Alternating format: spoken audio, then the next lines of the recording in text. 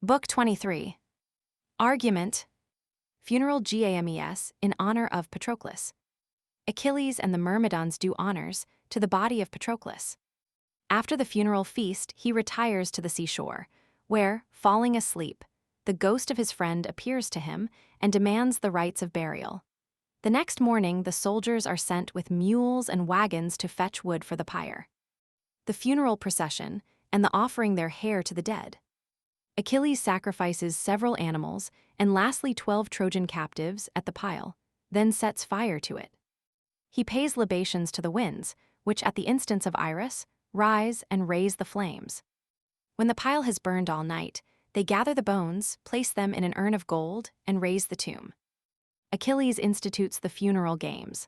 The chariot race, the fight of the cestus, the wrestling, the foot race, the single combat, the discus, the shooting with arrows, the darting, the javelin, the various descriptions of which and the various success of the several antagonists make the greatest part of the book.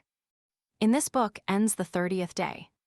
The night following, the ghost of Patroclus appears to Achilles.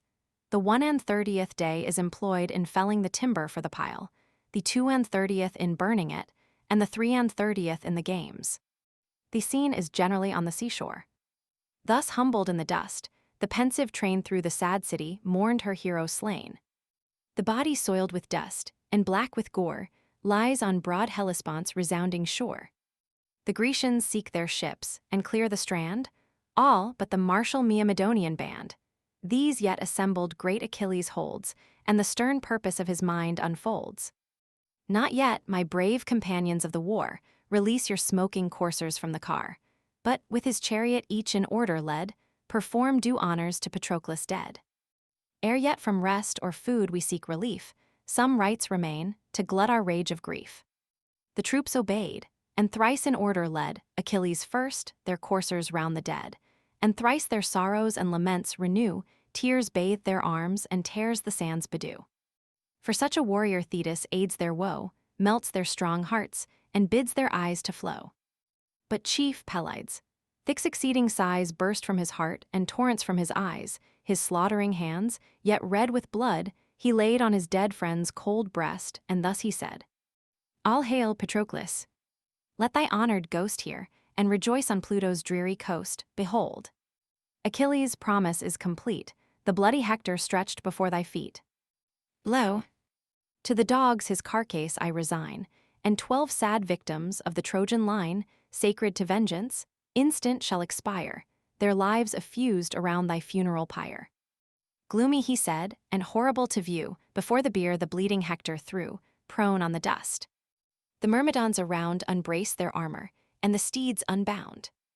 All to Achilles' sable ship repair, frequent and full, the genial feast to share. Now from the well-fed swine black smokes aspire, the bristly victims hissing o'er the fire, the huge ox bellowing falls, with feebler cries expires the goat, the sheep in silence dies.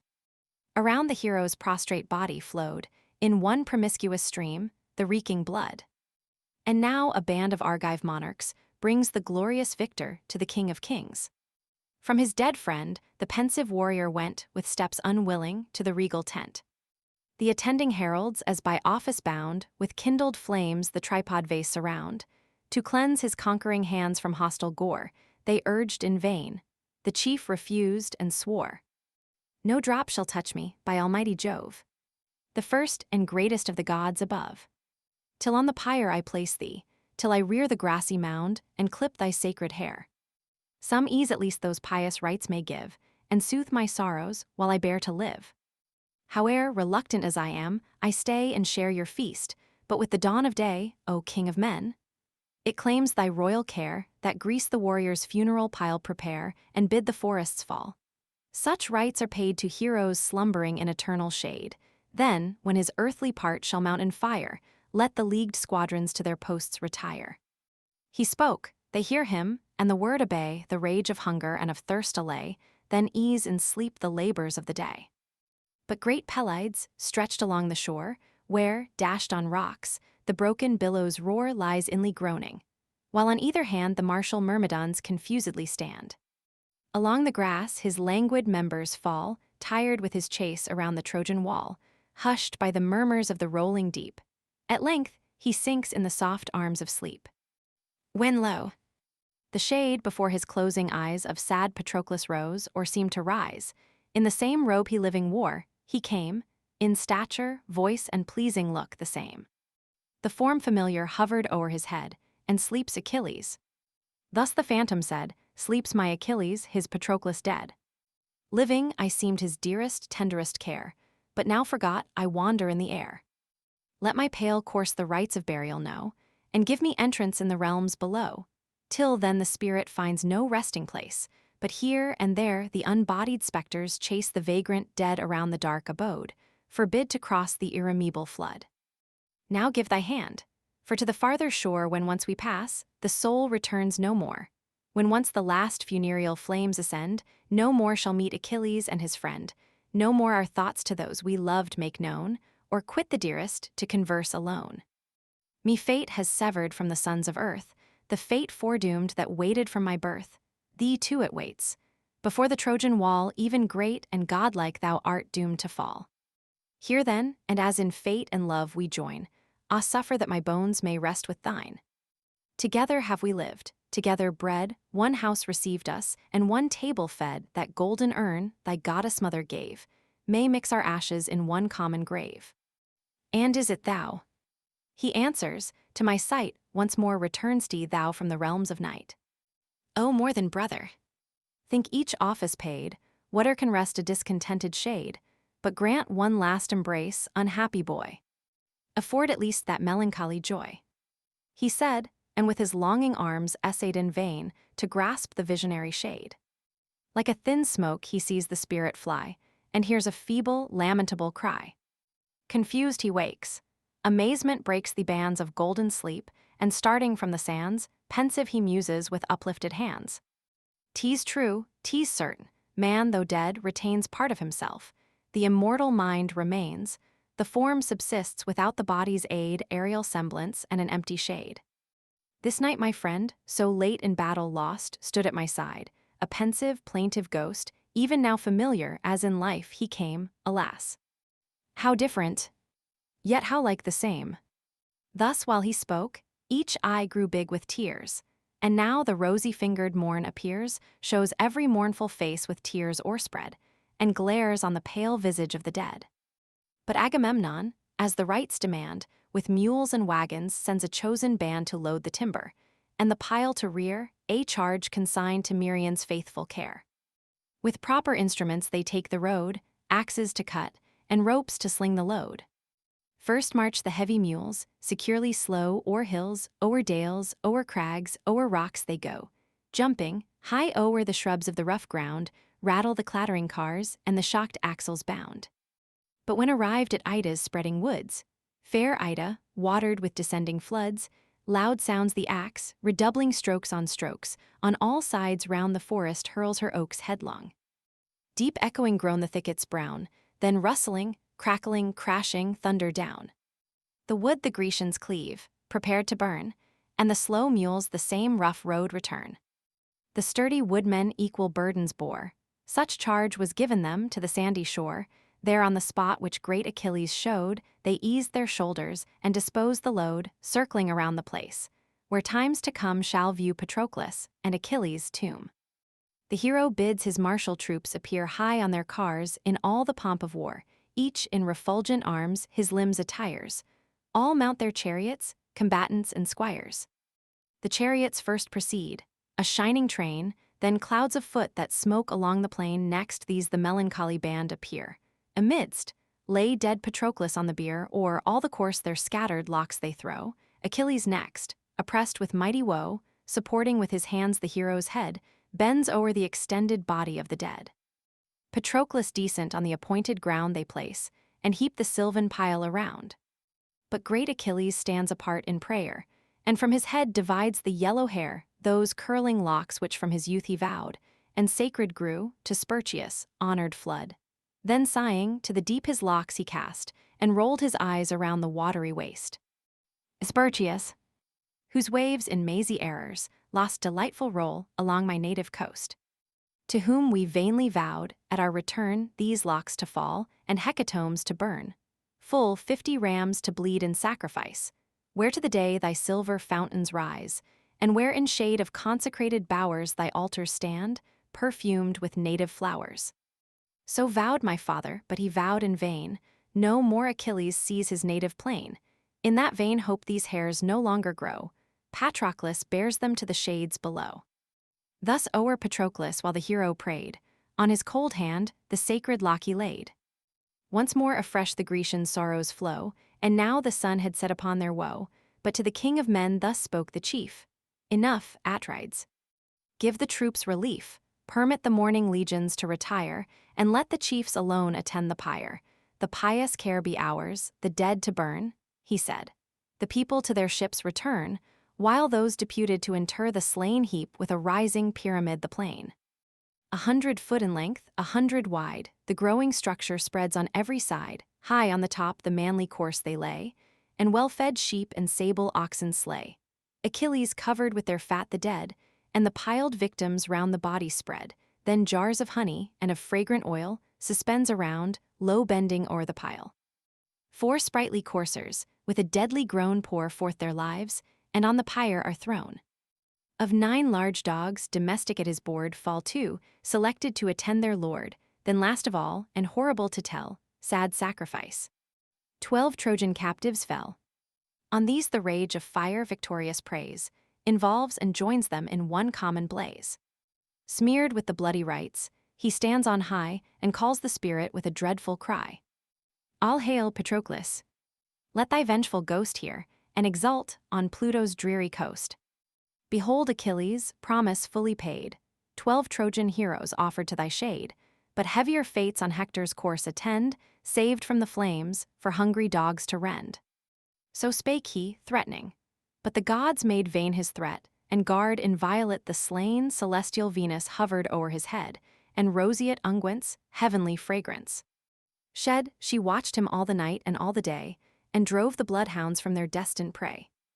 Nor sacred Phoebus less employed his care, he poured around a veil of gathered air, and kept the nerves undried, the flesh entire, against the solar beam and Syrian fire. The funeral pile of Patroclus. Nor yet the pile where dead Patroclus lies smokes, nor as yet the sullen flames arise. But fast beside Achilles stood in prayer, invoked the gods whose spirit moves the air, and victims promised, and libations cast, to gentle Zephyr and the boreal blast he called the aerial powers, along the skies to breathe, and whisper to the fires to rise. The winged Iris heard the heroes' call, and instant hastened to their airy hall, where in old Zephyr's open courts on high sat all the blustering brethren of the sky. She shone amidst them, on her painted bow, the rocky pavement glittered with the show. All from the banquet rise, and each invites the various goddess to partake the rites. Not so, the dame replied, I haste to go to sacred ocean, and the floods below, even now our solemn hecatombs attend, and heaven is feasting on the world's green end with righteous Ethiops' uncorrupted train, far on the extremest limits of the main. But Peleus' son entreats with sacrifice the western spirit and the north to rise. Let on Patroclus, pile your blast be driven, and bear the blazing honors high to heaven. Swift as the word she vanished from their view, swift as the word the winds tumultuous flew, forth burst the stormy band with thundering roar, and heaps on heaps the clouds are tossed before. To the wide main then stooping from the skies, the heaving deeps in watery mountains rise. Troy feels the blast along her shaking walls, till on the pile the gathered tempest falls. The structure crackles in the roaring fires, and all the night the plenteous flame aspires. All night Achilles hails Patroclus' soul, with large libations from the golden bowl.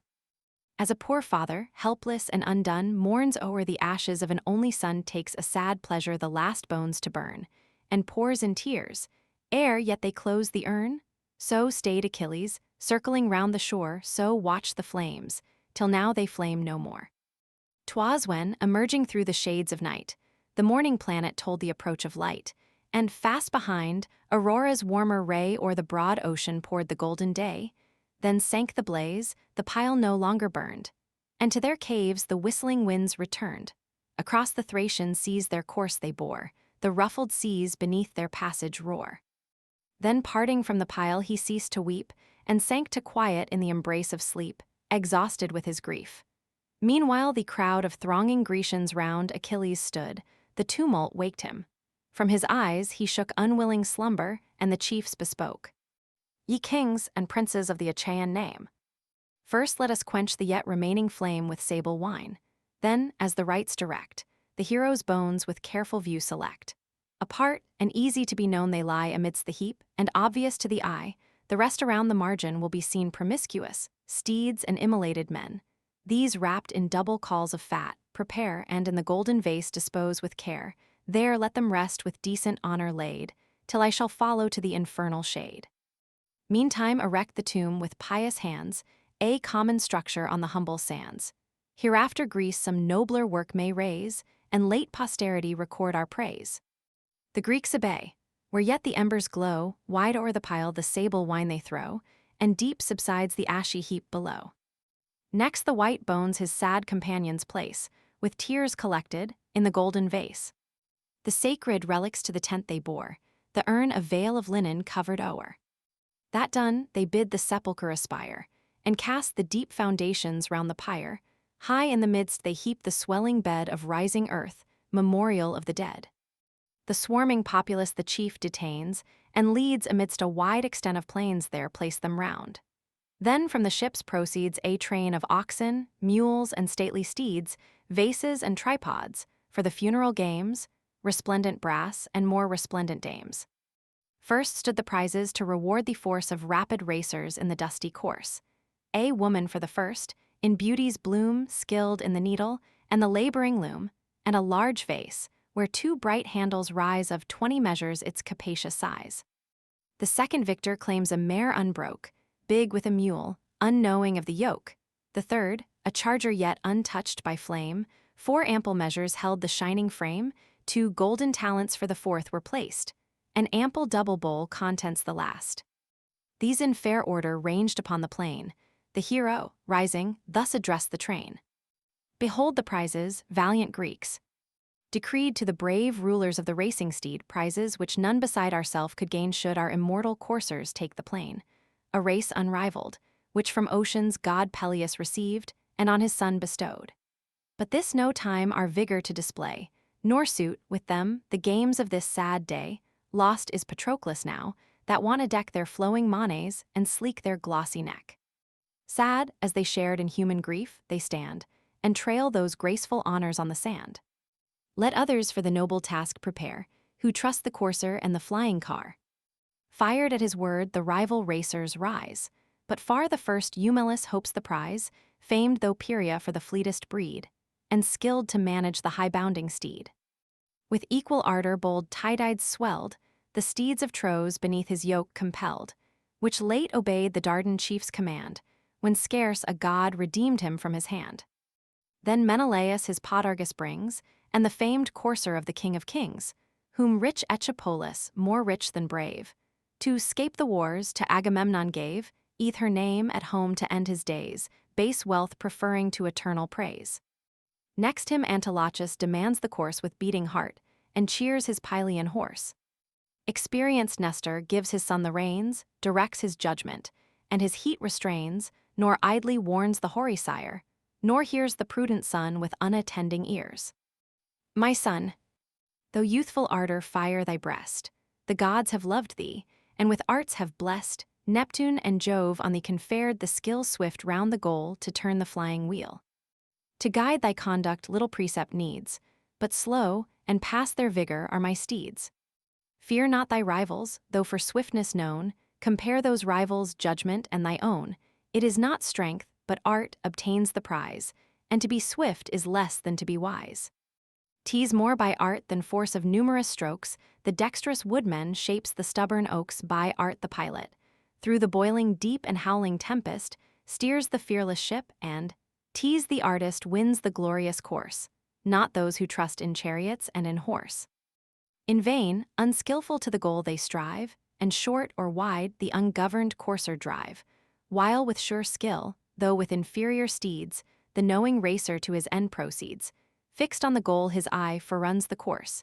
His hand unerring steers the steady horse, and now contracts or now extends the rein, observing still the foremost on the plain. Mark then the goal.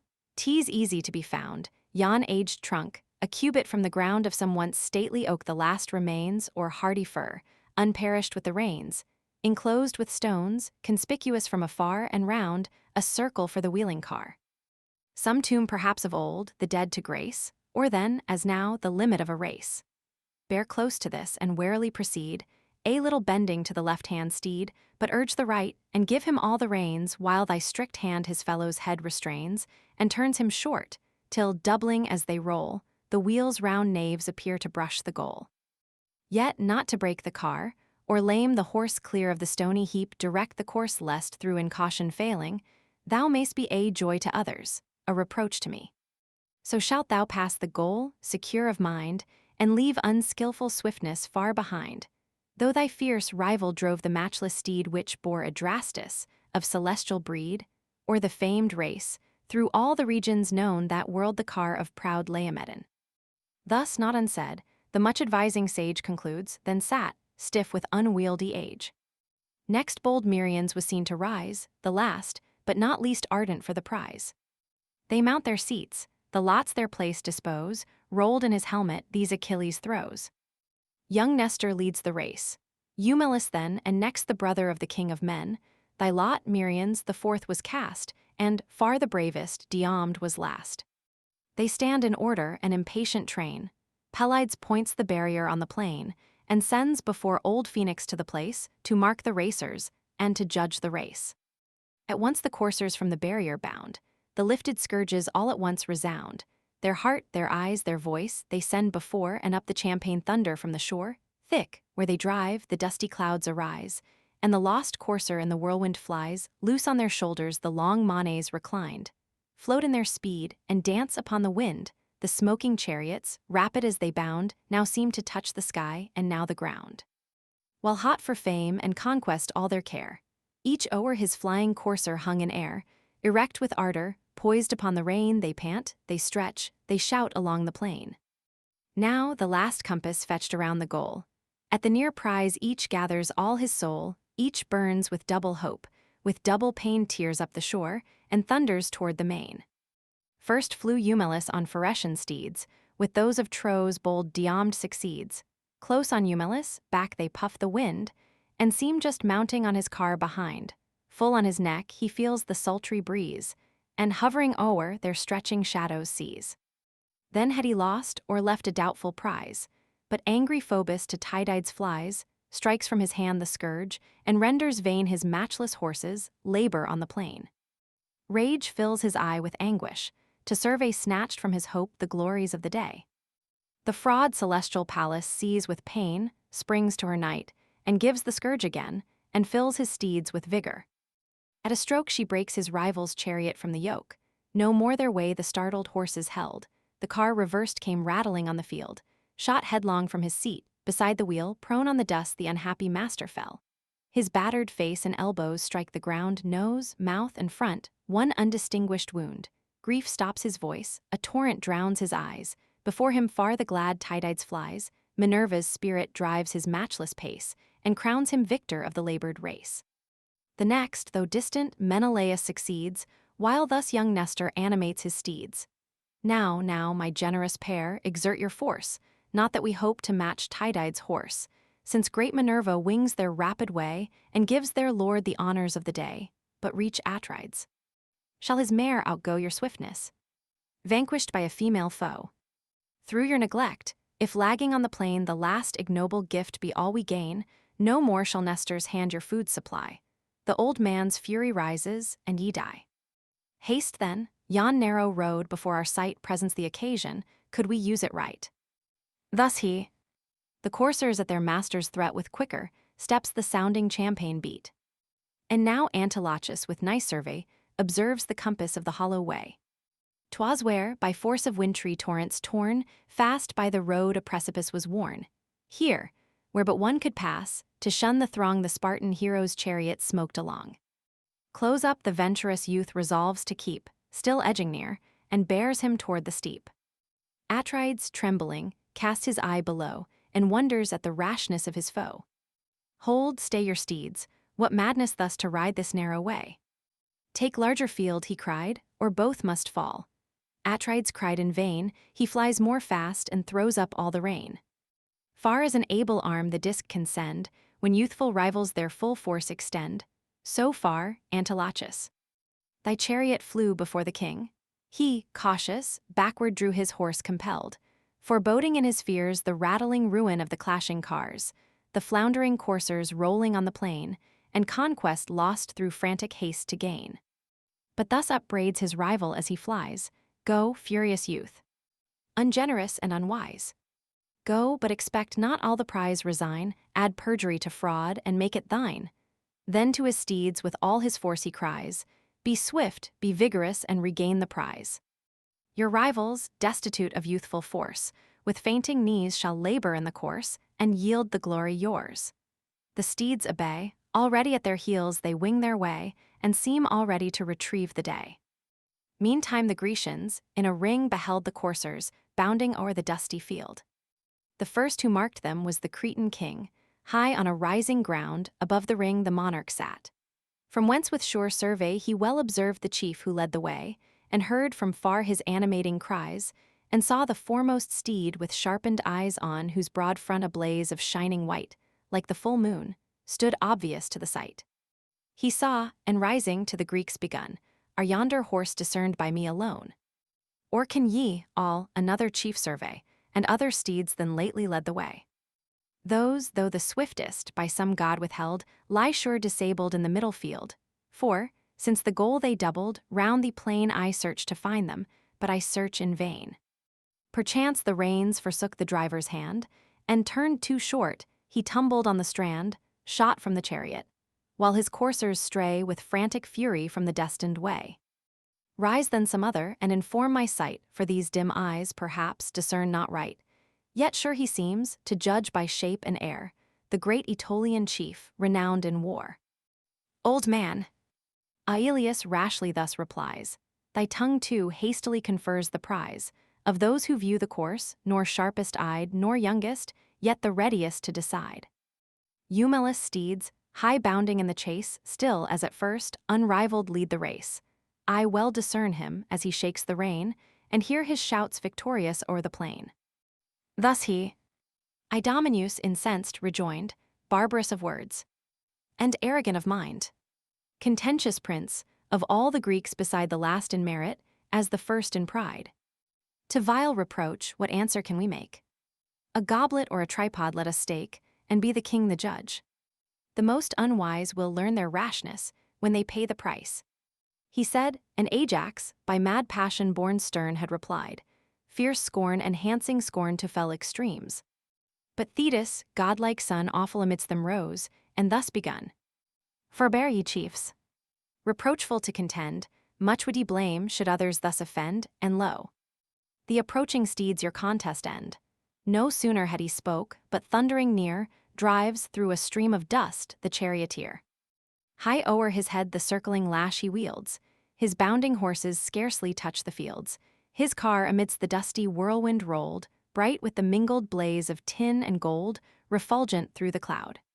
No eye could find the track his flying wheels had left behind, and the fierce coursers urged their rapid pace so swift, it seemed a flight and not a race. Now victor at the goal tie-dyed stands, quits his bright car, and springs upon the sands, from the hot steeds the sweaty torrents stream. The well-plied whip is hung athwart the beam, with joy brave Esthenellus receives the prize. The tripod vase, and dame with radiant eyes, these to the ships his train triumphant leads. The chief himself unyokes the panting steeds. Young Nestor follows, who by art, not force, Orpesed Atrides second in the course. Behind, Atrides urge the race, more near than to the courser in his swift career the following car, just touching with his heel and brushing with his tail the whirling wheel. Such, and so narrow now the space between the rivals, late so distant on the green, so soon swift eth her lost ground regained, one length, one moment, had the race obtained. Merion pursued, at greater distance still, with tardier coursers and inferior skill. Last came Admetus. Thy unhappy son slow dragged the steeds his battered chariot on, Achilles saw, and pitying thus begun. Behold, the man whose matchless art surpassed the sons of Greece. The ablest, yet the last. Fortune denies, but justice bids us pay, since great Tydides bears the first away to him the second honors of the day. The Greeks consent with loud applauding cries, and then Eumelus had received the prize, but youthful Nestor, jealous of his fame, the award opposes and asserts his claim. Think not he cries, I tamely will resign, O Peleus' son. The mare so justly mine. What if the gods, the skillful to confound, have thrown the horse and horseman to the ground? Perhaps he sought not heaven by sacrifice, and vows omitted forfeited the prize. If yet distinction to thy friend to show, and please a soul desirous to bestow, some gift must grace Eumelus, view thy store of beauteous handmaids, steeds, and shining ore. An ample present let him thence receive, and Greece shall praise thy generous thirst to give. But this my prize I never shall forgo, this, who but touches warriors, is my foe. Thus spake the youth, nor did his words offend, pleased with the well-turned flattery of a friend, Achilles smiled. The gift proposed, he cried, Antilochus, we shall ourselves provide. With plates of brass the corslet covered o'er, the same renowned Asteropaeus wore, whose glittering margins raised with silver shine, no vulgar gift, Eumelus, shall be thine. He said, Automedon at his command the corslet brought, and gave it to his hand. Distinguished by his friend, his bosom glows with generous joy. Then Menelaus rose, the herald placed the scepter in his hands, and stilled the clamor of the shouting bands. Not without cause incensed at Nestor's son, and inly grieving, thus the king begun. The praise of wisdom, in thy youth obtained, an act so rash, Antilochus, has stained. Robbed of my glory, and my just reward to you, O Grecians. Be my wrong declared, so not a leader shall our conduct blame, or judge me envious of a rival's fame. But shall not we ourselves the truth maintain? What needs appealing in a fact so plain? What Greek shall blame me, if I bid thee rise and vindicate by oath ill-gotten prize? Rise if thou darest, before thy chariot stand, the driving scourge high lifted in thy hand, and touch thy steeds, and swear thy whole intent was but to conquer, not to circumvent. Swear by that God, whose liquid arms surround the globe, and whose dread earthquakes heave the ground. The prudent chief with calm attention heard, then mildly thus, Excuse, if youth have erred, superior as thou art, forgive the offense, nor I thy equal, or in years or sense. Thou know'st the errors of unripened age, weak are its counsels, headlong is its rage. The prize I quit, if thou thy wrath resign, the mare, or aught thou ask'st, be freely thine heir I become, from thy dear friendship torn, hateful to thee, and to the gods forsworn. So spoke Antilochus, and at the word the mare contested to the king restored. Joy swells his soul. As when the vernal grain lifts the green ear above the springing plain, the fields their vegetable life renew, and laugh and glitter with the morning dew, such joy the Spartan's shining face o'erspread, and lifted his gay heart, while thus he said, Still may our souls, O generous youth, agree, 'tis now Atrides' turn to yield to thee. Rash heat perhaps a moment might control, not break, the settled temper of thy soul. Not but, my friend, 'tis still the wiser way to waive contention with superior sway, for how few who should like thee offend, like thee, have talents to regain the friend. To plead indulgence, and thy fault atone, suffice thy father's merit and thy own, generous alike. For me, the sire and son have greatly suffered and have greatly done. I yield, that all may know my soul can bend, nor is my pride preferred before my friend. He said, and pleased his passion to command, resign the courser to Noman's hand, friend of the youthful chief. Himself content, the shining charger to his vessel sent. The golden talents Merion next obtained, the fifth reward, the double bowl, remained. Achilles this to reverend Nestor bears. And thus the purpose of his gift declares, Accept thou this, O sacred sire. He said in dear memorial of Patroclus dead, and for ever lost Patroclus lies, for ever snatched from our desiring eyes. Take thou this token of a grateful heart, though 'tis not thine to hurl the distant dart, the quoit to toss, the ponderous mace to wield, or urge the race, or wrestle on the field. Thy pristine vigor age has overthrown, but left the glory of the past thy own. He said, and placed the goblet at his side. With joy the venerable king replied, Wisely and well, my son, thy words have proved a senior honored, and a friend beloved. Too true it is, deserted of my strength, these withered arms and limbs have failed at length. Oh, had I now that force I felt of yore, known through Buprasium and the Pylian shore. Victorious then in every solemn game, ordained to Amarance's mighty name. The brave Epians gave my glory way, Aetolians, Pylians, all resigned the day. I quelled Clytones in fights of hand, and backward hurled Anchius on the sand, surpassed Iphiclus in the swift career, Phyleus and Polydorus with the spear. The sons of Actor won the prize of horse, but won by numbers, not by art or force, for the famed twins, impatient to survey prize after prize by Nestor borne away, sprung to their car, and with united pains one lashed the coursers, while one ruled the reins. Such once I was. Now to these tasks succeeds a younger race, that emulate our deeds. I yield, alas, to age who must not yield, though once the foremost hero of the field.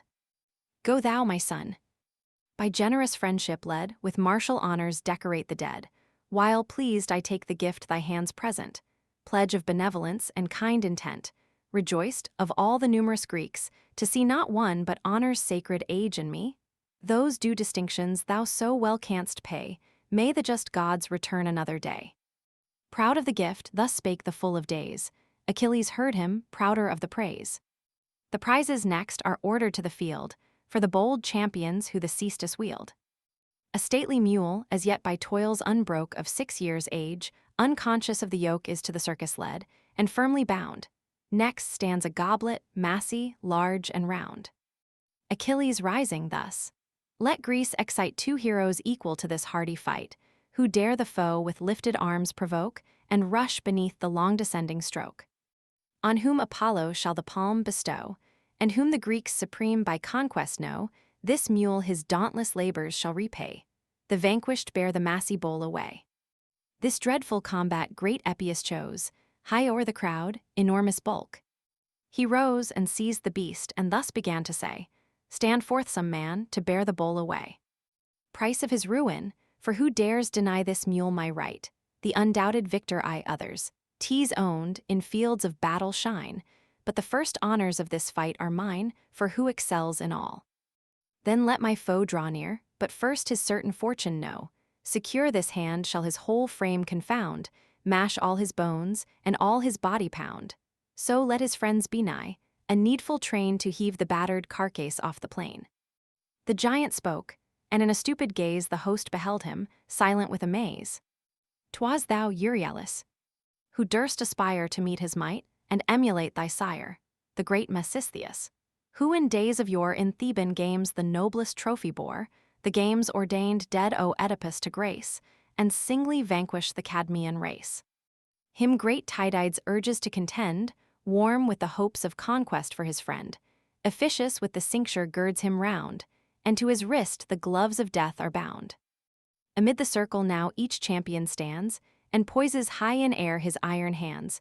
With clashing gauntlets now they fiercely close.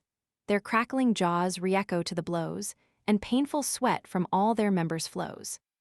At length Epius dealt a weighty blow full on the cheek of his unwary foe. Beneath that ponderous arm's resistless sway down dropped he, nerveless, and extended lay. As a large fish, when winds and waters roar, by some huge billow dashed against the shore, lies panting, not less battered with his wound, the bleeding hero pants upon the ground. To rear his fallen foe, the victor lends, scornful, his hand, and gives him to his friends, whose arms support him, reeling through the throng, and dragging his disabled legs along, nodding, his head hangs down his shoulder o'er. His mouth and nostrils pour the clotted gore wrapped round in mist he lies, and lost to thought. His friends receive the bowl, too dearly bought. The third bold game Achilles next demands, and calls the wrestlers to the level sands. A massy tripod for the victor lies, of twice 6 oxen its reputed price, and next, the loser's spirits to restore a female captive, valued but at 4. Scarce did the chief the vigorous strife propose, when tower-like Ajax and Ulysses rose. Amid the ring each nervous rival stands, embracing rigid with implicit hands. Close locked above, their heads and arms are mixed. Below, their planted feet at distance fixed, like two strong rafters which the builder forms, proof to the wintry winds and howling storms, their tops connected, but at wider space fixed on the center stands their solid base. Now to the grasp each manly body bends, the humid sweat from every pore descends, their bones resound with blows. Sides, shoulders, thighs swell to each gripe, and bloody tumors rise. Nor could Ulysses, for his art renowned, ordain the strength of Ajax on the ground, nor could the strength of Ajax overthrow the watchful caution of his artful foe. While the long strife even tired the lookers on, thus to Ulysses spoke great Telamon. Or let me lift thee, chief, or lift thou me, prove we our force, and Jove the rest decree. He said, and straining, heaved him off the ground with matchless strength. That time Ulysses found the strength to evade, and where the nerves combine his ankle struck. The giant fell supine. Ulysses, following, on his bosom lies, shouts of applause run rattling through the skies. Ajax to lift Ulysses next essays. He barely stirred him, but he could not raise. His knee locked fast, the foe's attempt denied, and grappling close, they tumbled side by side. Defiled with honorable dust they roll, still breathing strife, and unsubdued of soul. Again they rage, again to combat rise, when great Achilles thus divides the prize. Your noble vigor, O my friends, restrain, nor weary out your generous strength in vain. Ye both have won, let others who excel now prove that prowess you have proved so well. The heroes' words the willing chiefs obey, from their tired bodies wipe the dust away, and, clothed anew, the following games survey. And now succeed the gifts ordained to grace the youths contending in the rapid race. A silver urn that full 6 measures held, by none in weight or workmanship excelled, Sidonian artists taught the frame to shine elaborate, with artifice divine, whence Tyrian sailors did the prize transport, and gave to Thoas at the Lemnian port, from him descended, good Euneus heired the glorious gift, and, for Lycaon spared, to brave Patroclus gave the rich reward. Now, the same hero's funeral rites to grace, it stands the prize of swiftness in the race. A well-fed ox was for the second placed, and half a talent must content the last. Achilles rising then bespoke the train, who hope the palm of swiftness to obtain, stand forth and bear these prizes from the plain. The hero said, and starting from his place, Oilean Ajax rises to the race, Ulysses next, and he whose speed surpassed his youthful equals, Nestor's son, the last. Ranged in a line the ready racers stand, Pelides points the barrier with his hand, all start at once. Iliad led the race, the next Ulysses, measuring pace with pace behind him, diligently close he sped, as closely following as the running thread the spindle follows, and displays the charms of the fair spinster's breast and moving arms. Graceful in motion thus, his foe he plies, and treads each footstep ere the dust can rise, his glowing breath upon his shoulders plays, the admiring Greeks loud acclamations raise. To him they give their wishes, hearts, and eyes, and send their souls before him as he flies. Now 3 times turned in prospect of the goal, the panting chief to Pallas lifts his soul, assist, O goddess. Thus in thought he prayed. And present at his thought descends the maid. Buoyed by her heavenly force, he seems to swim, and feels a pinion lifting every limb. All fierce, and ready now the prize to gain, unhappy Ajax stumbles on the plain, o'erturned by Pallas, where the slippery shore was clogged with slimy dung and mingled gore. The self-same place beside Patroclus' pyre, where late the slaughtered victims fed the fire. Besmeared with filth, and blotted o'er with clay obscene to sight, the rueful racer lay, the well-fed bull, the second prize he shared, and left the urn Ulysses, rich reward. Then, grasping by the horn the mighty beast, the baffled hero thus the Greeks addressed. Accursed fate! The conquest I forgo, a mortal I, a goddess was my foe, she urged her favorite on the rapid way, and Pallas, not Ulysses, won the day. Thus sourly wailed he, sputtering dirt and gore, a burst of laughter echoed through the shore. Antilochus, more humorous than the rest, takes the last prize, and takes it with a jest. Why with our wiser elders should we strive? The gods still love them, and they always thrive. Ye see, to Ajax I must yield the prize, he to Ulysses, still more aged and wise, a green old age unconscious of decays, that proves the hero born in better days. Behold his vigor in this active race. Achilles only boasts a swifter pace, for who can match Achilles? He who can, must yet be more than hero, more than man. The effect succeeds the speech. Pelides cries, thy artful praise deserves a better prize. Nor Greece in vain shall hear thy friend extolled, receive a talent of the purest gold. The youth departs content. The host admire the son of Nestor, worthy of his sire. Next these a buckler, spear, and helm he brings, cast on the plain, the brazen burden rings, arms which of late divine Sarpedon wore, and great Patroclus in short triumph bore. Stand forth the bravest of our host. He cries, whoever dares deserve so rich a prize, now grace the lists before our army's sight, and sheathed in steel, provoke his foe to fight. Who first the jointed armor shall explore, and stain his rival's mail with issuing gore, the sword Asteropaeus possessed of old, a Thracian blade, distinct with studs of gold, shall pay the stroke and grace the striker's side. These arms in common let the chiefs divide, for each brave champion, when the combat ends, a sumptuous banquet at our tents attends. Fierce at the word uprose great Tydeus' son, and the huge bulk of Ajax Telamon. Clad in refulgent steel, on either hand, the dreadful chiefs amid the circle stand, luring they meet, tremendous to the sight, each Argive bosom beats with fierce delight. Opposed in arms not long they idly stood, but thrice they closed, and thrice the charge renewed. A furious pass the spear of Ajax made through the broad shield, but at the corslet stayed. Not thus the foe, his javelin aimed above the buckler's margin, at the neck he drove.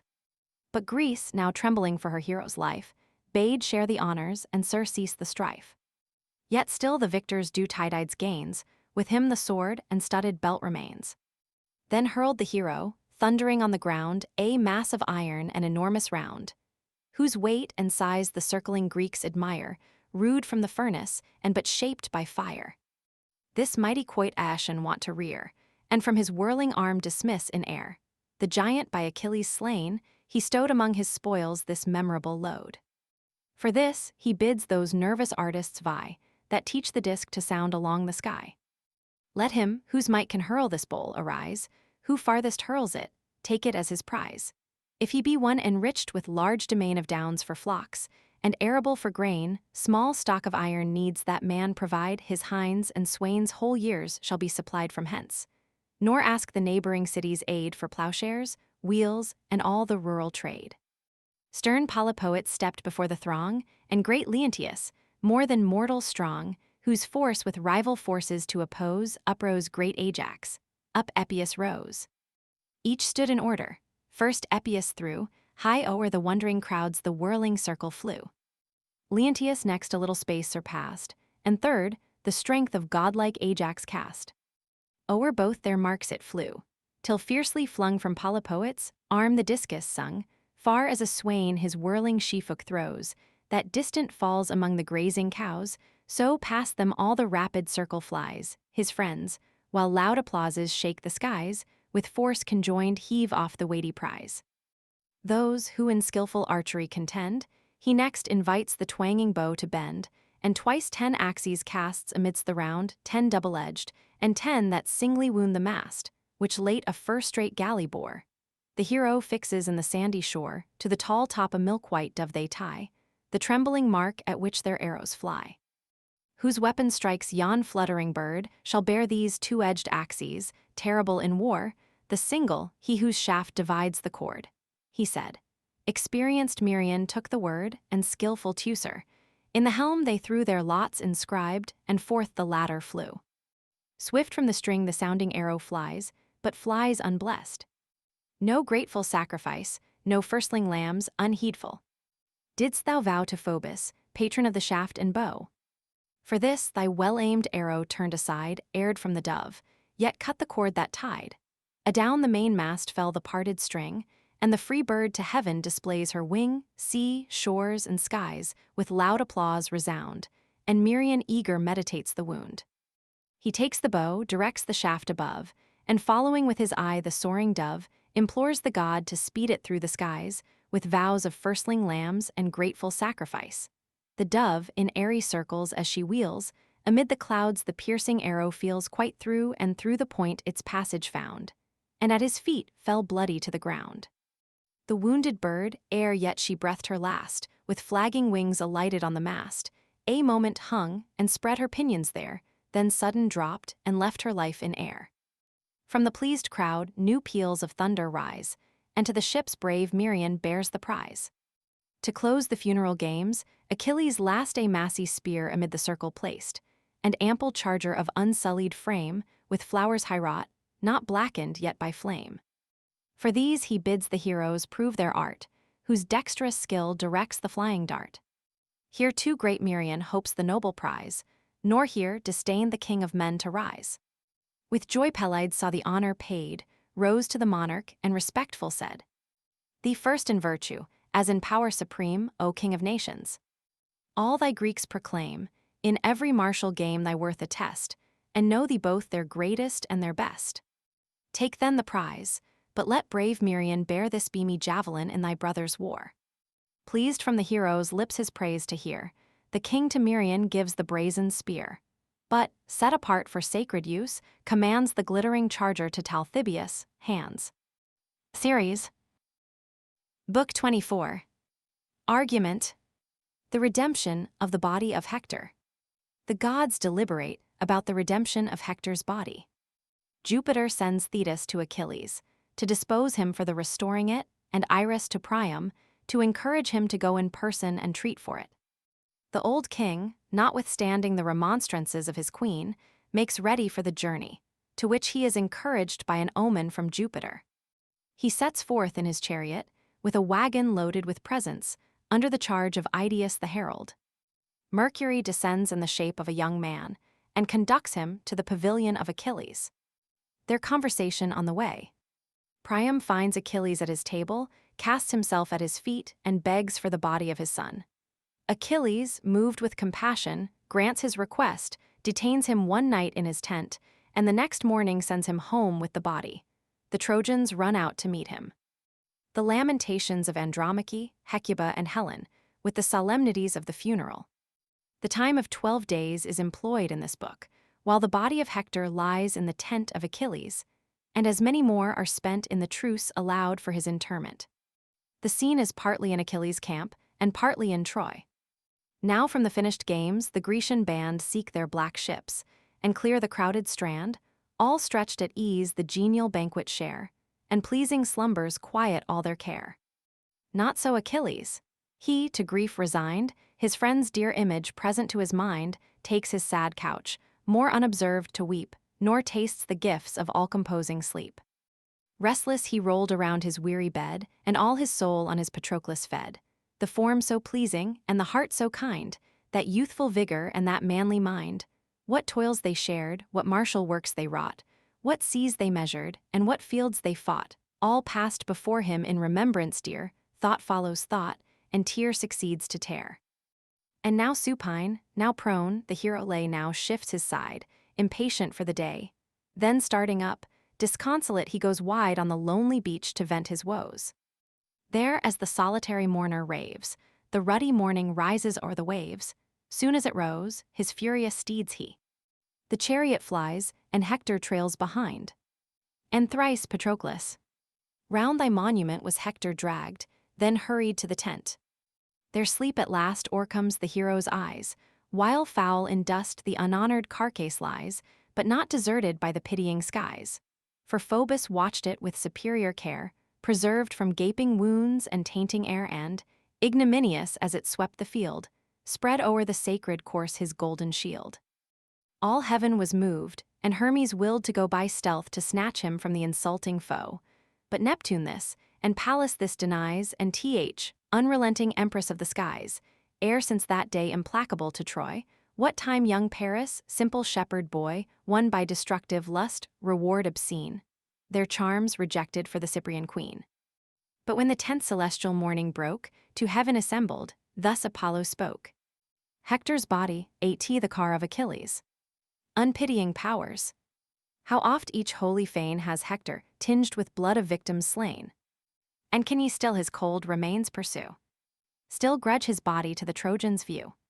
Deny to consort, mother, son, and sire, the last sad honors of a funeral fire? Is then the dire Achilles all your care? That iron heart, inflexibly severe, a lion, not a man, who slaughters wide, in strength of rage and impotence of pride, who hastes to murder with a savage joy, invades around, and breathes but to destroy. Shame is not of his soul, nor understood, the greatest evil and the greatest good. Still for one loss he rages unresigned, repugnant to the lot of all mankind, to lose a friend, a brother, or a son. Heaven dooms each mortal, and its will is done. A while they sorrow, then dismiss their care, fate gives the wound, and man is born to bear. But this insatiate, the commission given by fate exceeds, and tempts the wrath of heaven. Lo, how his rage dishonest drags along Hector's dead earth, insensible of wrong. Brave though he be, yet by no reason odd, he violates the laws of man and God. The judgment of Paris.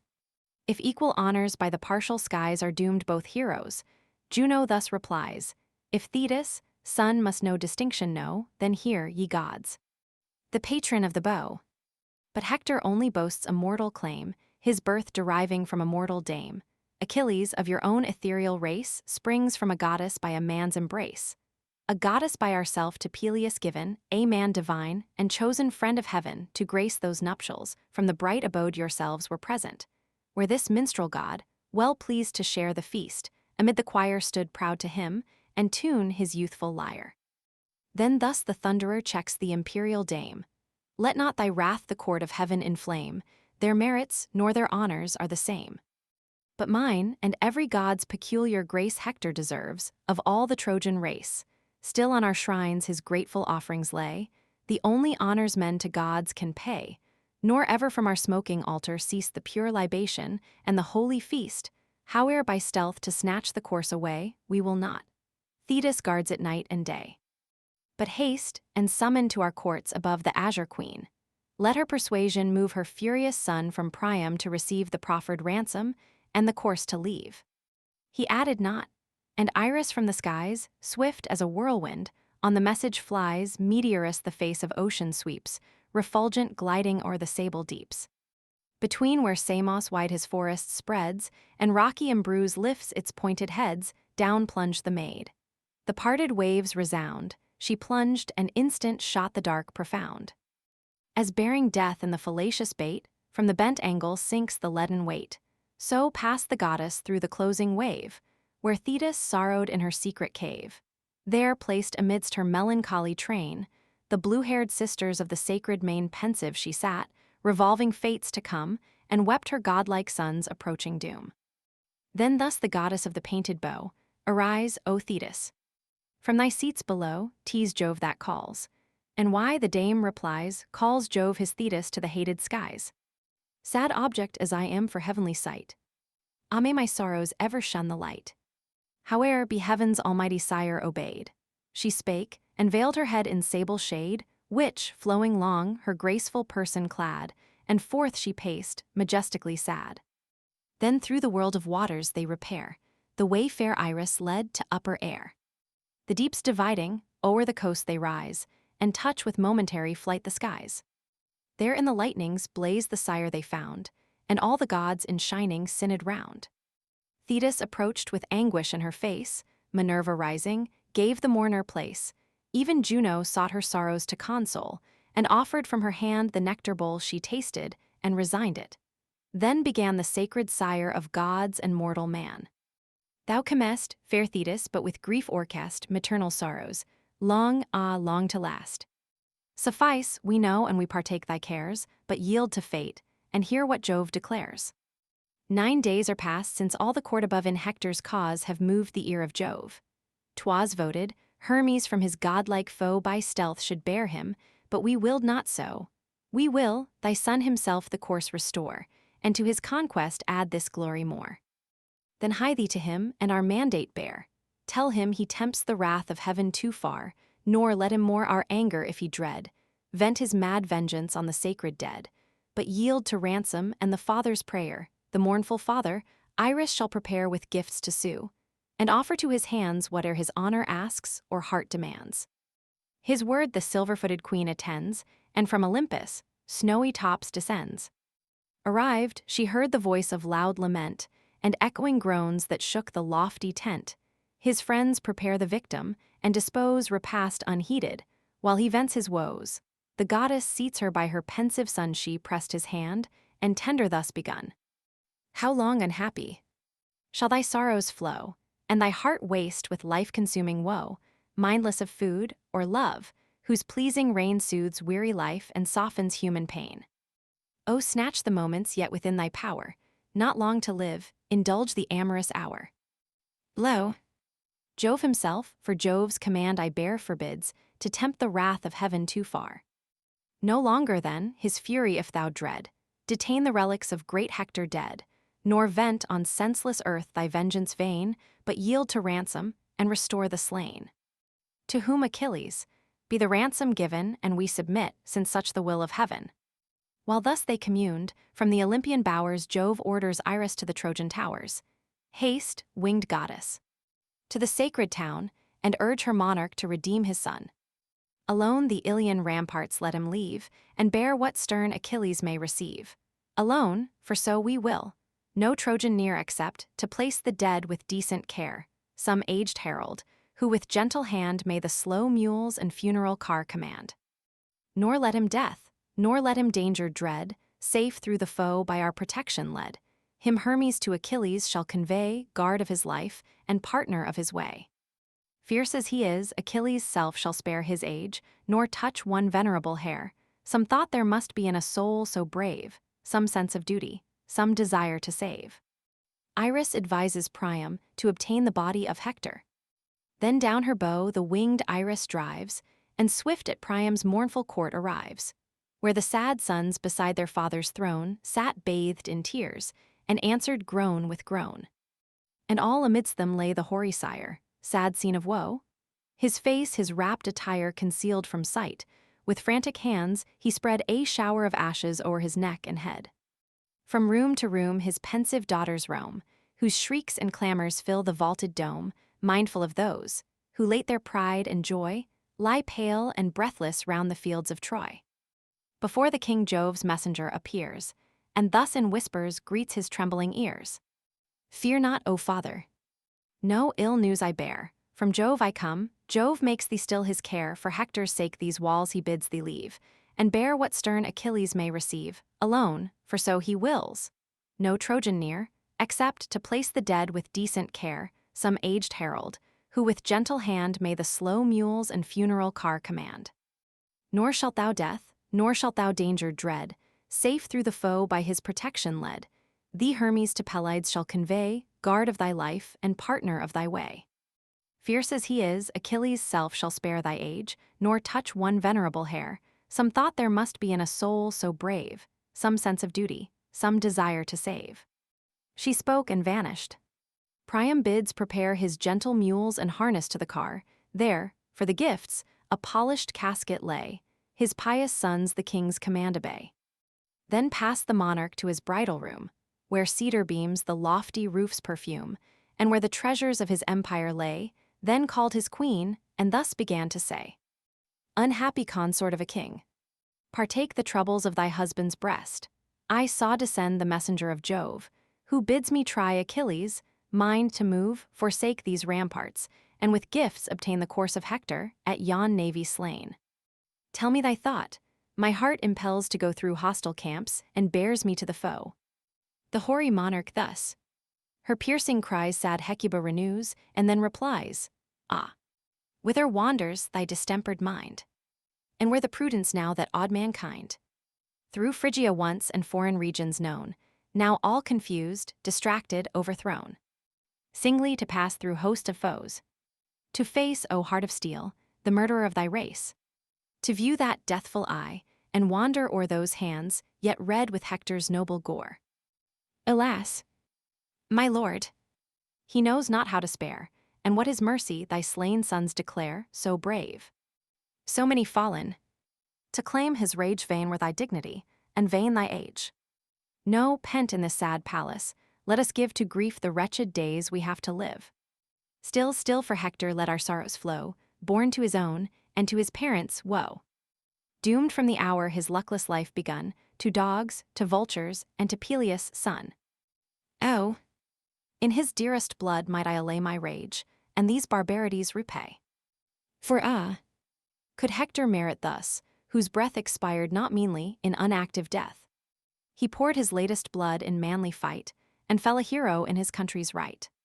Seek not to stay me, nor my soul affright with words of omen like a bird of night, replied unmoved the venerable man. 'Tis heaven commands me, and you urge in vain. Had any mortal voice the injunction laid, nor augur, priest, nor seer had been obeyed. A present goddess brought the high command, I saw, I heard her, and the word shall stand. I go, ye gods. Obedient to your call, if in yon camp your powers have doomed my fall, content, by the same hand let me expire. Add to the slaughtered son the wretched sire. One cold embrace at least may be allowed, and my last tears flow mingled with his blood. From forth his open stores, this said, he drew 12 costly carpets of refulgent hue, as many vests, as many mantles told, and 12 fair veils and garments stiff with gold. 2 tripods next, and twice 2 chargers shine, with 10 pure talents from the richest mine. And last a large, well-labored bowl had place. The pledge of treaties once with friendly Thrace. Seemed all too mean the stores he could employ, for one last look to buy him back to Troy. Lo! The sad father, frantic with his pain, around him furious drives his menial train. In vain each slave with duteous care attends, each office hurts him, and each face offends. What make ye here, officious crowds? He cries, hence. Nor obtrude your anguish on my eyes. Have ye no griefs at home, to fix ye there? Am I the only object of despair? Am I become my people's common show, set up by Jove your spectacle of woe? No, you must feel him too, yourselves must fall. The same stern god to ruin gives you all, nor is great Hector lost by me alone. Your sole defense, your guardian power is gone. I see your blood the fields of Phrygia drown, I see the ruins of your smoking town. Oh, send me gods! Ere that sad day shall come, a willing ghost to Pluto's dreary dome. He said, and feebly drives his friends away. The sorrowing friends his frantic rage obey. Next on his sons his erring fury falls, Polites, Paris, Agathon, he calls, his threats Deiphobus and Dias hear, Hippothous, Pammon, Helen's the seer, and generous Antiphon. For yet these 9 survived, sad relics of his numerous line. Inglorious sons of an unhappy sire. Why did not all in Hector's cause expire? Wretch that I am! My bravest offspring slain. You, the disgrace of Priam's house, remain. Mestor the brave, renowned in ranks of war with Troilus, dreadful on his rushing car, and last great Hector, more than man divine, for sure he seemed not of terrestrial line. All those relentless Mars untimely slew, and left me these, a soft and servile crew, whose days the feast and wanton dance employ, gluttons and flatterers, the contempt of Troy. Why teach ye not my rapid wheels to run, and speed my journey to redeem my son? The sons their father's wretched age revere, forgive his anger, and produce the car. High on the seat the cabinet they bind, the new-made car with solid beauty shined, box was the yoke, embossed with costly panes, and hung with ringlets to receive the reins, 9 cubits long, the traces swept the ground, these to the chariot's polished pole they bound. Then fixed a ring the running reins to guide, and close beneath the gathered ends were tied. Next with the gifts, the price of Hector slain, the sad attendants load the groaning wain, last to the yoke the well-matched mules they bring, the gift of Mysia to the Trojan king. But the fair horses, long his darling care himself received, and harnessed to his car grieved as he was, he not this task denied, the hoary herald helped him at his side. While careful these the gentle coursers joined, sad Hecuba approached with anxious mind, a golden bowl that foamed with fragrant wine, libation destined to the power divine, held in her right, before the steed she stands, and thus consigns it to the monarch's hands. Take this, and pour to Jove, that safe from harms his grace restore thee to our roof and arms. Since victor of thy fears and slighting mine, heaven, or thy soul, inspires this bold design. Pray to that God, who high on Ida's brow surveys thy desolated realms below, his winged messenger to send from high, and lead thy way with heavenly augury. Let the strong sovereign of the plumy race tower on the right of yon ethereal space. That sign beheld, and strengthened from above, boldly pursue the journey marked by Jove. But if the god his augury denies, suppress thy impulse, nor reject advice. 'Tis just said Priam to the sire above to raise our hands, for who so good as Jove? He spoke, and bade the attendant handmaid bring the purest water of the living spring. Her ready hands the ewer and basin held, then took the golden cup his queen had filled. On the mid-pavement pours the rosy wine, uplifts his eyes, and calls the power divine. O first and greatest, heaven's imperial lord, on lofty Ida's holy hill adored, to stern Achilles now direct my ways, and teach him mercy when a father prays. If such thy will, dispatch from yonder sky thy sacred bird, celestial augury. Let the strong sovereign of the plumy race tower on the right of yon ethereal space, so shall thy suppliant, strengthened from above, fearless pursue the journey marked by Jove. Jove heard his prayer, and from the throne on high dispatched his bird, celestial augury.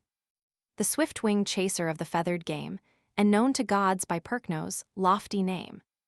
Wide as appears some palace gate displayed, so broad, his pinions stretch their ample shade, as stooping dexter with resounding wings the imperial bird descends in airy rings. A dawn of joy in every face appears, the morning matron dries her timorous tears, swift on his car the impatient monarch sprung, the brazen portal in his passage rung, the mules preceding draw the loaded wain charged with the gifts. Idaeus holds the rein, the king himself his gentle steeds controls, and through surrounding friends the chariot rolls. On his slow wheels the following people wait, mourn at each step, and give him up to fate.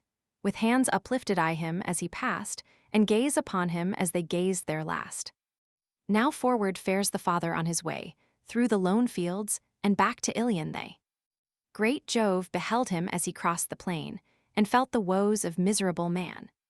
Then thus to Hermes, thou whose constant cares still succor mortals and attend their prayers, behold an object to thy charge consigned. If ever pity touch thee for mankind, go, guard the sire. The observing foe prevent, and safe conduct him to Achilles' tent. The god obeys, his golden pinions binds, and mounts incumbent on the wings of winds, that high, through fields of air, his flight sustain o'er the wide earth, and o'er the boundless main, then grasps the wand that causes sleep to fly, or in soft slumbers seals the wakeful eye. Thus armed, swift Hermes steers his airy way, and stoops on Hellespont's resounding sea. A beauteous youth, majestic and divine he seemed, fair offspring of some princely line.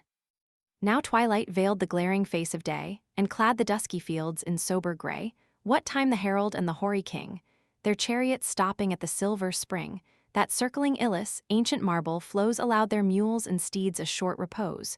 Through the dim shade the herald first espies a man's approach, and thus to Priam cries, I mark some foes advance.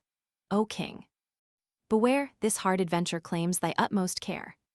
For much I fear destruction hovers nigh, our state asks counsel, is it best to fly? Or old and helpless, at his feet to fall, two wretched suppliants, and for mercy call? The afflicted monarch shivered with despair, pale grew his face, and upright stood his hair, sunk was his heart. His color went and came, a sudden trembling shook his aged frame, when Hermes, greeting, touched his royal hand, and gentle, thus accosts with kind demand. Say whither, father? When each mortal sight is sealed in sleep, thou wanderest through the night.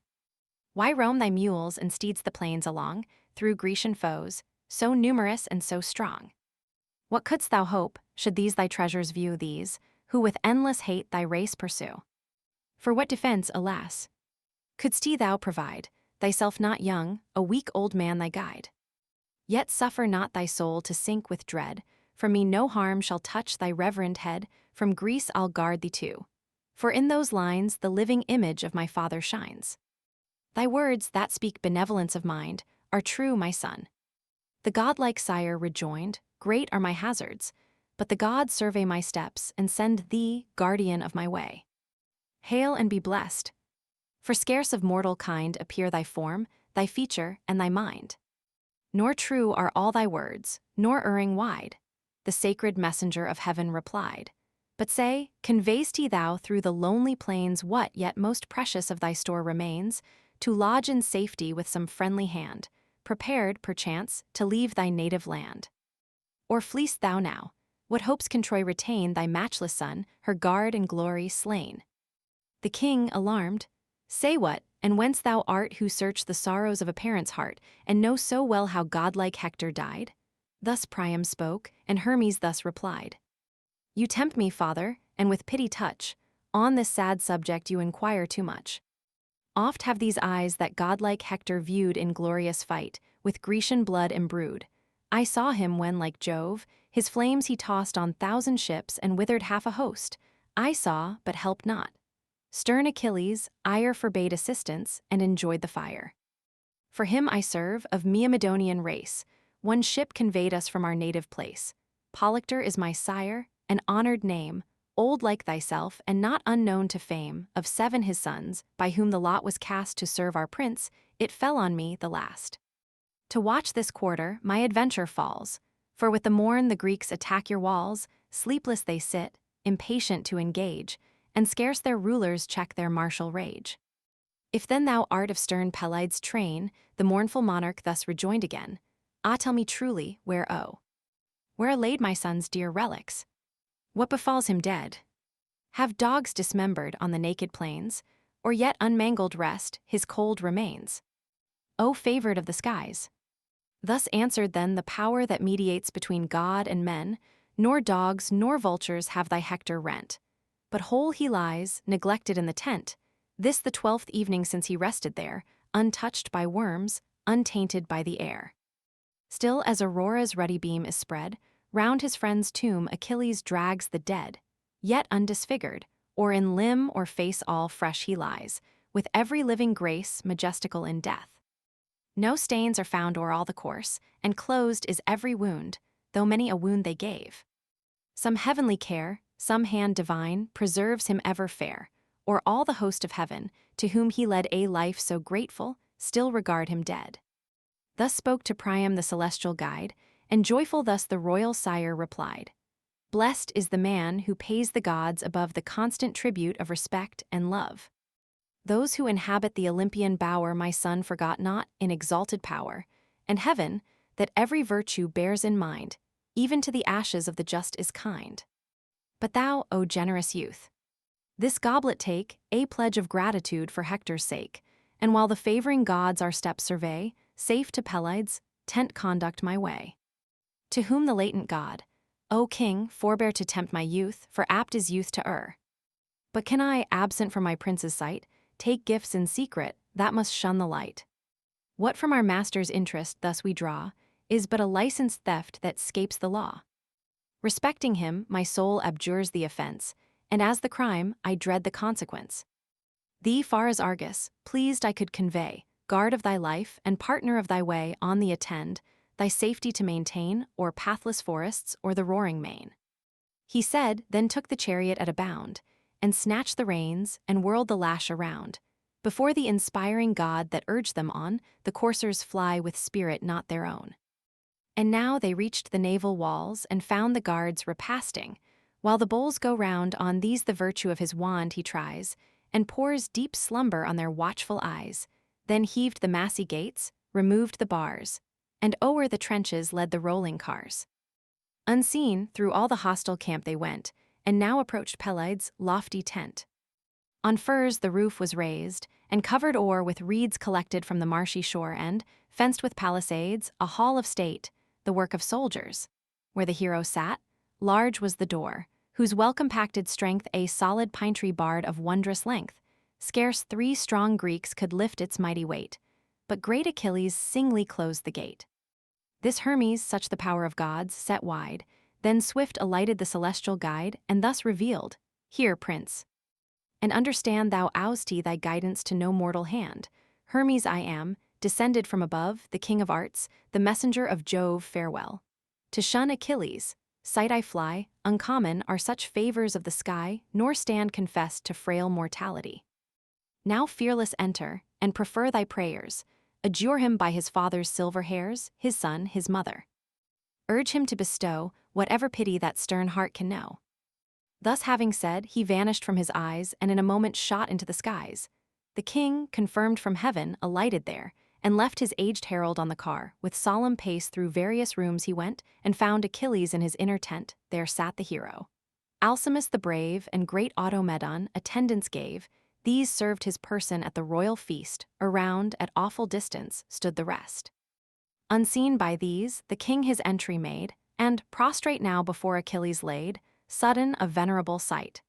Appears embraced his knees and bathed his hands in tears, those direful hands his kisses pressed, imbrued even with the best, the dearest of his blood. As when a wretch who, conscious of his crime, pursued for murder, flies his native clime, just gains some frontier, breathless, pale, amazed, all gaze, all wonder. Thus Achilles gazed, thus stood the attendants stupid with surprise, all mute, yet seemed to question with their eyes, each looked on other, none the silence broke, till thus at last the kingly suppliant spoke. Ah, think, thou favored of the powers divine. Think of thy father's age, and pity mine.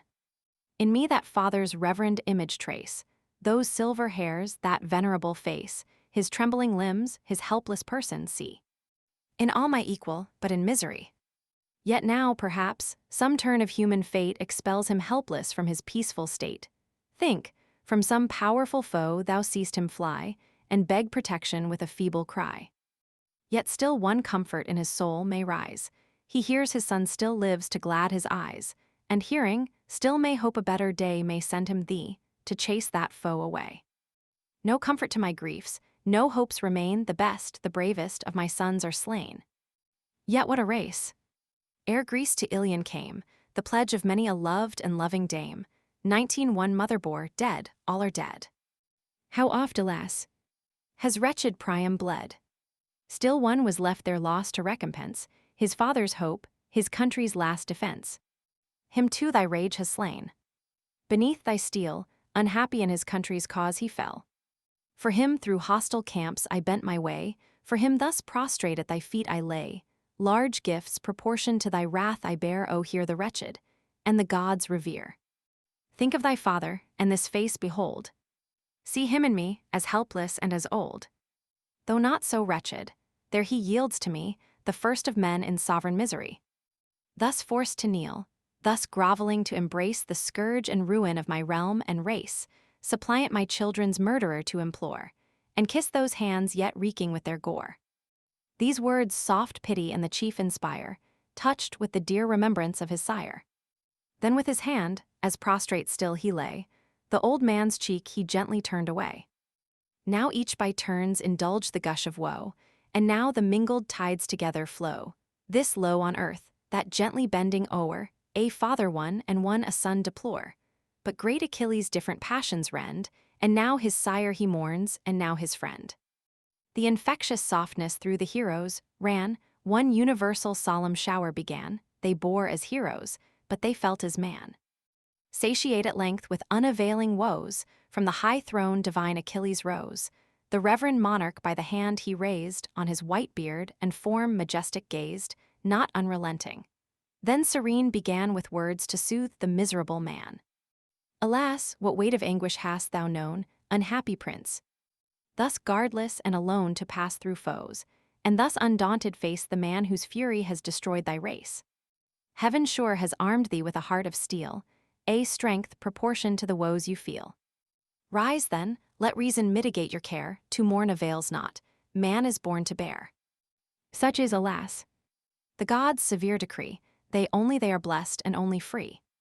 2 urns by Jove's high throne have ever stood, the source of evil one, and one of good. From thence the cup of mortal man he fills, blessings to these, to those distributes ill, to most he mingles both. The wretch decreed to taste the bad unmixed is cursed indeed. Pursued by wrongs, by meager famine driven he wanders, outcast both of earth and heaven. The happiest taste not happiness sincere, but find the cordial draught is dashed with care. Who more than Peleus shone in wealth and power, what stars, concurring blessed his natal hour. A realm, a goddess, to his wishes given, graced by the gods with all the gifts of heaven. One evil yet o'ertakes his latest day, no race succeeding to imperial sway, an only son, and he, alas, ordained to fall untimely in a foreign land. See him, in Troy, the pious care decline of his weak age, to live the curse of thine. Thou too, old man, hast happier days beheld, in riches once, in children once excelled, extended Phrygia own thy ample reign, and all fair Lesbos blissful seats contain, and all wide Hellespont's unmeasured main.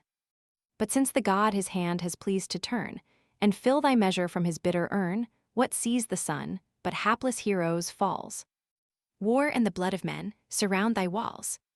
What must be, Bear thy lot, nor shed these unavailing sorrows o'er the dead.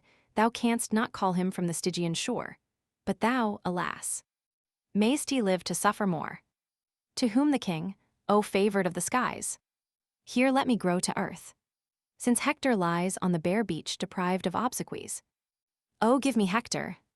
To my eyes restore his course and take the gifts, I ask no more. Thou, as thou mayst he, these boundless stores enjoy. Safe mayst he thou sail, and turn thy wrath from Troy. So shall thy pity and forbearance give a weak old man to see the light and live. Move me no more. Achilles thus replies, while kindling anger sparkled in his eyes. Nor seek by tears my steady soul to bend, to yield thy Hector I myself intend.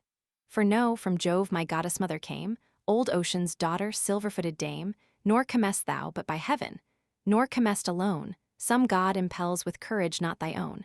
No human hand the weighty gates unbarred, nor could the boldest of our youth have dared to pass our outworks, or elude the guard. Cease, lest, neglectful of high Jove's command, I show thee king.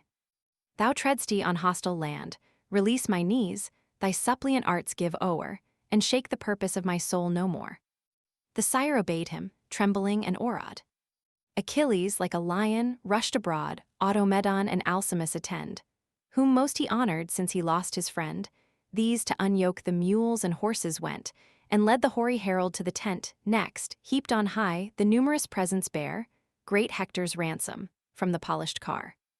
2 splendid mantles and a carpet spread they leave, to cover and enwrap the dead. Then call the handmaids, with assistant toil to wash the body and anoint with oil, apart from Priam.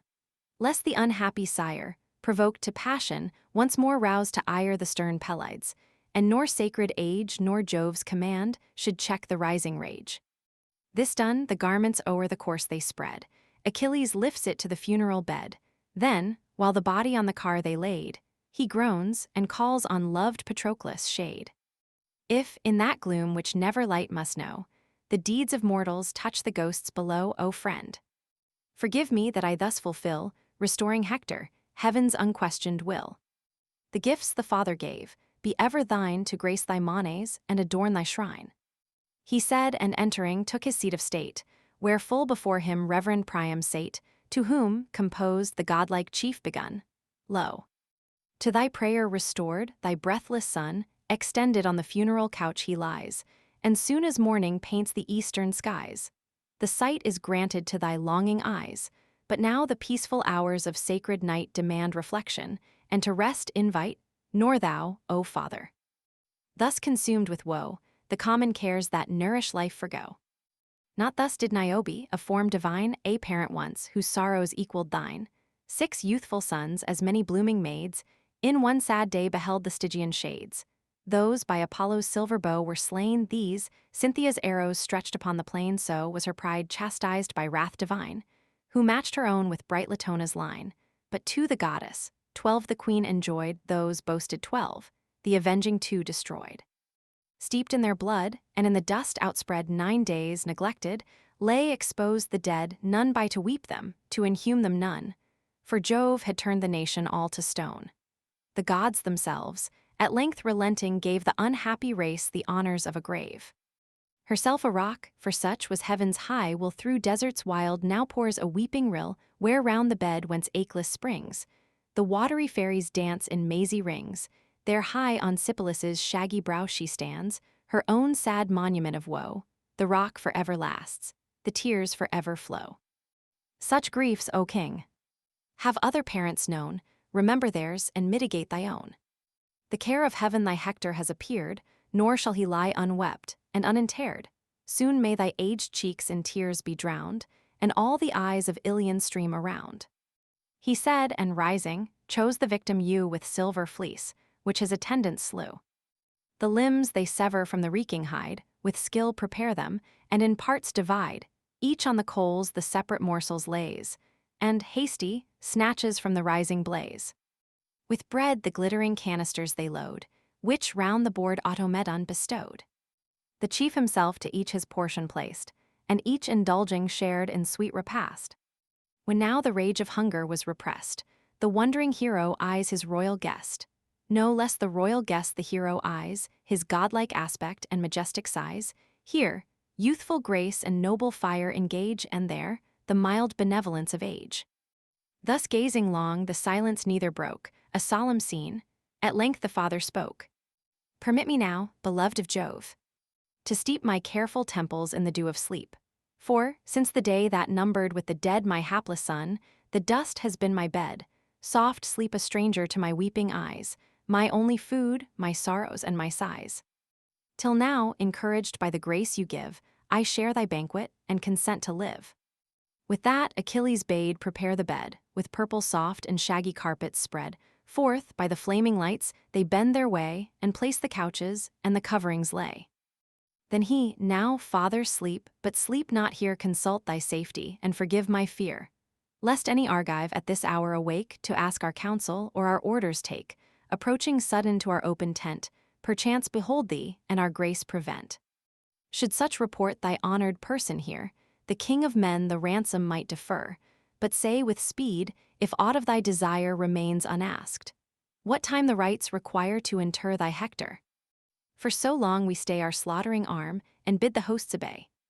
If then thy will permit, the monarch said, to finish all due honors to the dead, this of thy grace accord. To thee are known the fears of Ilion, closed within her town, and at what distance from our walls aspire the hills of Ide and forests for the fire. 9 days to vent our sorrows I request. The 10th shall see the funeral and the feast. The next, to raise his monument be given. The 12th we war, if war be doomed by heaven. This thy request, replied the chief, enjoy, till then our arms suspend the fall of Troy. Then gave his hand at parting, to prevent the old man's fears, and turned within the tent, where fair Briseis, bright in blooming charms, expects her hero with desiring arms. But in the porch the king and herald rest, sad dreams of care yet wandering in their breast. Now gods and men the gifts of sleep partake, industrious Hermes only was awake, the king's return revolving in his mind, to pass the ramparts, and the watch to blind. The power descending hovered o'er his head, and sleep'st thou, father? Thus the vision said, now dost thou sleep when Hector is restored. Nor fear the Grecian foes, or Grecian lord. Thy presence here should stern Atrides see, thy still surviving sons may sue for thee, may offer all thy treasures yet contain to spare thy age, and offer all in vain. Waked with the word the trembling sire arose, and raised his friend. The god before him goes, he joins the mules, directs them with his hand, and moves in silence through the hostile land. When now to Xanthus, yellow stream they drove, Xanthus, immortal progeny of Jove, the winged deity forsook their view, and in a moment to Olympus flew. Now shed Aurora round her saffron ray, sprang through the gates of light, and gave the day. Charged with the mournful load, to Ilion go the sage and king, majestically slow. Cassandra first beholds, from Ilion's spire, the sad procession of her hoary sire. Then, as the pensive pomp advanced more near, her breathless brother stretched upon the bier, a shower of tears o'erflows her beauteous eyes, alarming thus all Ilion with her cries.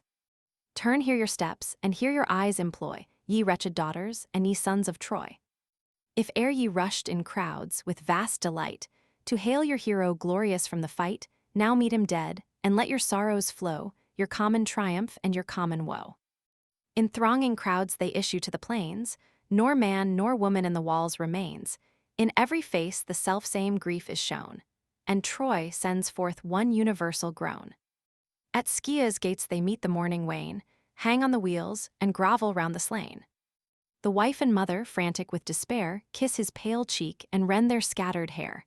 Thus wildly wailing at the gates they lay, and there had sighed and sorrowed out the day. But godlike Priam from the chariot rose.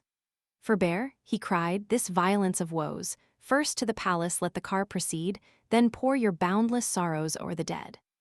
The waves of people at his word divide, slow rolls the chariot through the following tide. Even to the palace the sad pomp they wait. They weep, and place him on the bed of state. A melancholy choir attend around, with plaintive sighs, and music's solemn sound. Alternately they sing, alternate flow the obedient tears, melodious in their woe. While deeper sorrows groan from each full heart, and nature speaks at every pause of art. First to the course the weeping consort flew, around his neck her milk-white arms she threw. And oh, my Hector! Oh, my lord! She cries, snatched in thy bloom from these desiring eyes. Thou to the dismal realms forever gone, and I abandoned, desolate, alone. An only son, once comfort of our pains, sad product now of hapless love, remains. Never to manly age that sun shall rise, or with increasing graces glad my eyes, for Iliad now, her great defender slain, shall sink a smoking ruin on the plain. Who now protects her wives with guardian care, who saves her infants from the rage of war. Now hostile fleets must waft those infants o'er, those wives must wait them to a foreign shore. Thou too, my son, to barbarous climes shall go, the sad companion of thy mother's woe. Driven hence a slave before the victor's sword, condemned to toil for some inhuman lord, or else some Greek whose father pressed the plain, or son, or brother, by great Hector slain, in Hector's blood his vengeance shall enjoy, and hurl thee headlong from the towers of Troy. For thy stern father never spared a foe, thence all these tears, and all this scene of woe.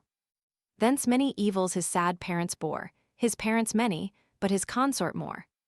Why gav'st thou not to me thy dying hand? And why received not I thy last command? Some word thou wouldst have spoke, which, sadly dear, my soul might keep, or utter with a tear, which never, never could be lost in air, fixed in my heart and oft repeated there. Thus to her weeping maids, she makes her moan, her weeping handmaids echo groan for groan. The mournful mother next sustains her part, O thou, the best, the dearest to my heart. Of all my race thou most by heaven approved, and by the immortals even in death beloved. While all my other sons in barbarous bands Achilles bound, and sold to foreign lands, this felt no chains, but when a glorious ghost, free and a hero, to the Stygian coast. Sentenced, 'tis true, by his inhuman doom, thy noble corse was dragged around the tomb of him thy warlike arm had slain, ungenerous insult, impotent and vain. Yet glows thou fresh with every living grace, no mark of pain, or violence of face, rosy and fair. As Phoebus, silver bow, dismissed thee gently to the shades below. Thus spoke the dame, and melted into tears. Sad Helen next in pomp of grief appears, fast from the shining sluices of her eyes fall the round crystal drops, while thus she cries, Ah, dearest friend, in whom the gods had joined the mildest manners with the bravest mind, now twice 10 years, unhappy years, are o'er since Paris brought me to the Trojan shore. Oh, had I perished, ere that form divine seduced this soft, this easy heart of mine. Yet was it ne'er my fate, from thee to find a deed ungentle, or a word unkind. When others cursed the authoress of their woe, thy pity checked my sorrows in their flow. If some proud brother eyed me with disdain, or scornful sister with her sweeping train, thy gentle accents softened all my pain. For thee I mourn, and mourn myself in thee, the wretched source of all this misery. The fate I caused, forever I bemoan. Sad Helen has no friend now thou art gone. Through Troy's wide streets abandoned shall I roam, in Troy deserted, as abhorred at home. So spoke the fair, with sorrow streaming eye. Distressful beauty melts each stander by. On all around the infectious sorrow grows, but Priam checked the torrent as it rose. Perform, ye Trojans, what the rites require, and fell the forests for a funeral pyre. 12 days, nor foes nor secret ambush dread. Achilles grants these honors to the dead. Funeral of Hector. He spoke, and at his word, the Trojan train their mules and oxen harnessed to the wain, pour through the gates, and felled from Ida's crown roll back the gathered forests to the town. These toils continue 9 succeeding days, and high in air a sylvan structure raise.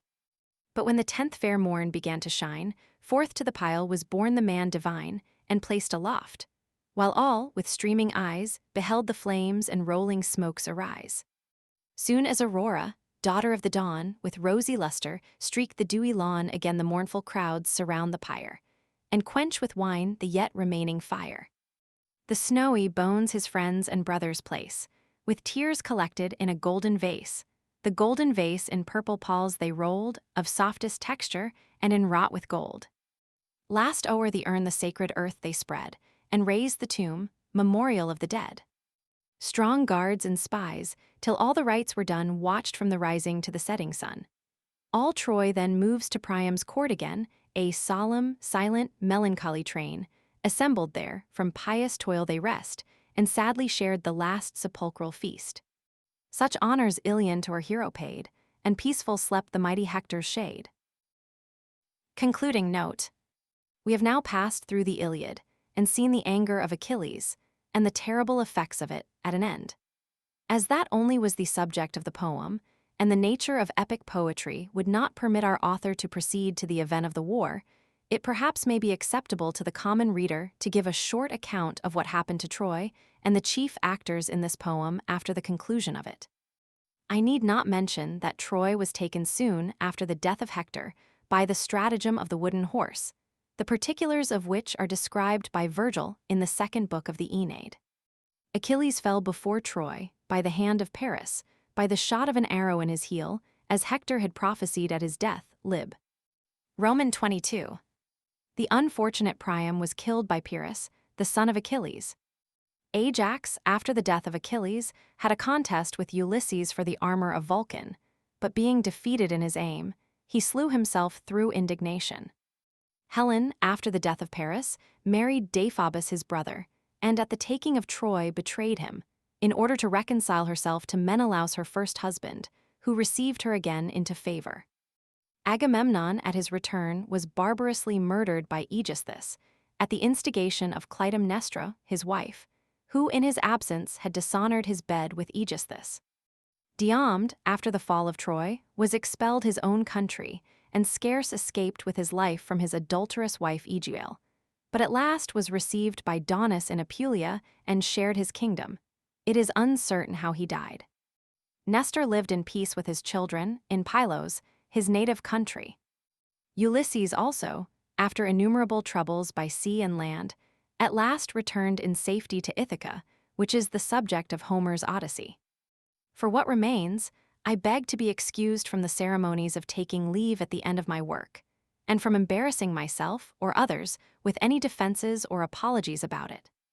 But instead of endeavoring to raise a vain monument to myself, of the merits or difficulties of it, which must be left to the world, to truth, and to posterity, let me leave behind me a memorial of my friendship with one of the most valuable of men, as well as finest writers of my age and country, one who has tried, and knows by his own experience, how hard an undertaking it is to do justice to Homer, and one whom, I am sure, sincerely rejoices with me at the period of my labors. To him, therefore, having brought this long work to a conclusion, I desire to dedicate it, and to have the honor and satisfaction of placing together, in this manner, the names of Mr. Congreve and of March 25, 1720. A. Pope, tun theon de eupoia, to me epipleon me prokaphai en poietiki kai alwa epitio amasi en ois isos a kachathin, I easthamin emotin uodos proyanta. 1000. Auriel Anton de Sapso, lib. I. Section 17. End of the Iliad.